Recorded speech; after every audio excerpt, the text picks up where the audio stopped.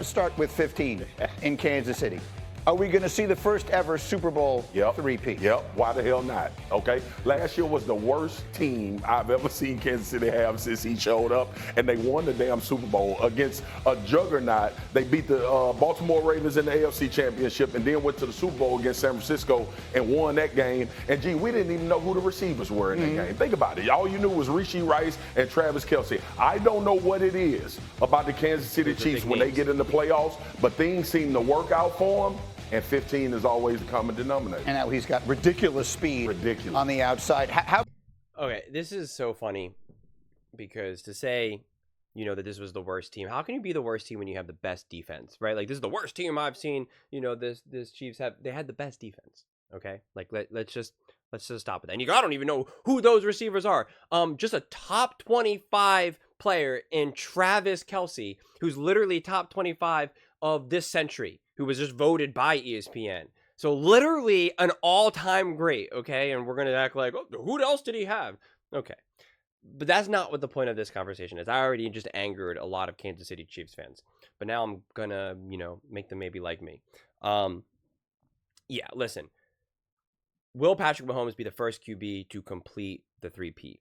Listen, I have no idea. I'm not even going to even try to really make a prediction. But the reality is that it's obviously absolutely possible. And the thing is that if anyone's going to do it, then it's going to be like a Patrick Mahomes. To do all-time great historic things, you need all-time great historic players and coaches. And when you put them all together, you then have an all-time great historic situation. And when you do that, you can do all-time great historic achievements. So when you have an all-time great coach in Andy Reid, an all-time great quarterback in Patrick Mahomes, an all-time great tight end in Travis Kelce, like that alone already now puts you in a great situation. And now you add in some of these other great pieces and have, arguably the best defensive coordinator in the NFL in Spags, and you have the top defense in the NFL. Yeah, you're saying whether it pans out or not, no idea, right? Like I know a lot of people are very high and just think that the Kansas City Chiefs are going to be able to run away with this, and people believe in the whole mythology that just no one's going to be able to stop Mahomes and the Chiefs. I disagree with that, but it's not to say that they're not all-time greats. It's not to say that they're not an all-time great team, that they're not going to do great things. Tom Brady went undefeated and then lost in the Super Bowl. Who would have seen that coming? Lost twice to the Giants. No one could see that coming. And it took insane circumstances with insane plays for them to lose those games. So it's just unforeseen. You just have no idea. So will Patrick Mahomes and the Kansas City Chiefs be able to keep making it work? It remains to be seen. Anyone who can speak with definity is just making stuff up, right? And so I have no desire to do that. I'm not Nick right here. I'm not going to be like, the Kansas City Chiefs are without a doubt, never a doubt, going to win. It's like, that sounds good, but it's just made up. I'd rather look at these things objectively and try to figure out like what's possible. And if we're talking about, something that seemingly has felt impossible, what needs to take place? And to me, the check marks are having an all-time great coach, having a great, maybe arguably an all-time great coordinator on the other side of the ball. Whether you're a defensive head coach or an offensive head coach, you need an equally great, or not, maybe not necessarily equally, but just a very high level, coach on the opposite end of the ball.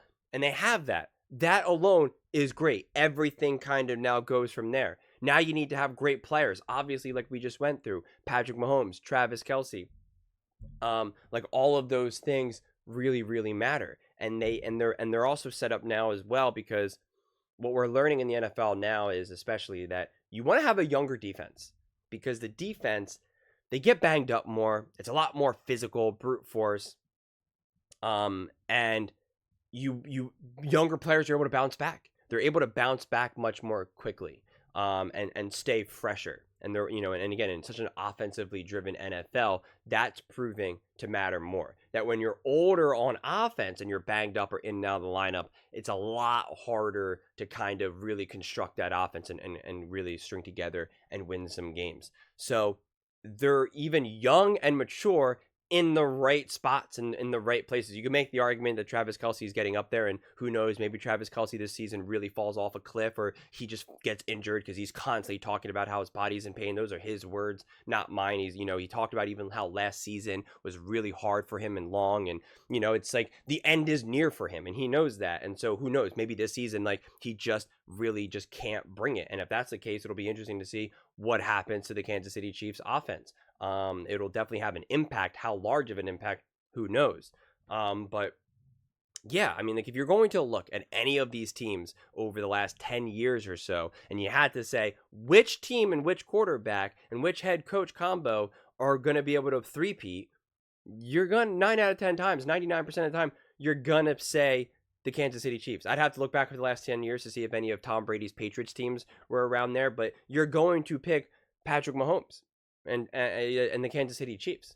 So it makes total sense that people have a very high belief that the Kansas City Chiefs and Patrick Mahomes will be the first quarterback to complete this three-peat. Personally, and this is going to be a little unpopular, I don't care about winning things consecutively.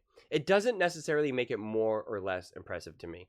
If the Kansas City Chiefs won these 3 in a row, it wouldn't matter to me. Like, let's say in the next 5 years, they won these 3 Super Bowls, right? In a 5-year window, they won 3 Super Bowls in a row and then 2 not. Whether it is like, before and after, or just the last 2 after, or the first 2 before the wins. That's not more impressive to me than if they still won 3 Super Bowls in that 5-year window, but like only one was back to back, and then they lost, and then they lost, and then they won. It doesn't actually matter to me. I don't think it's more impressive personally, no matter what it is, whether it's basketball, football, baseball.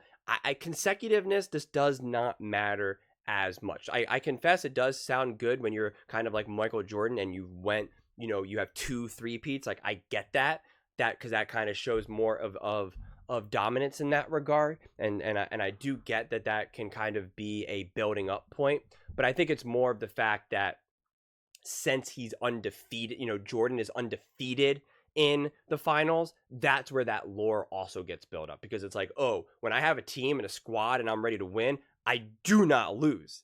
And it was like, and then it was also kind of like that gap because he kind of had those issues and then won again, and so that kind of adds to the lore.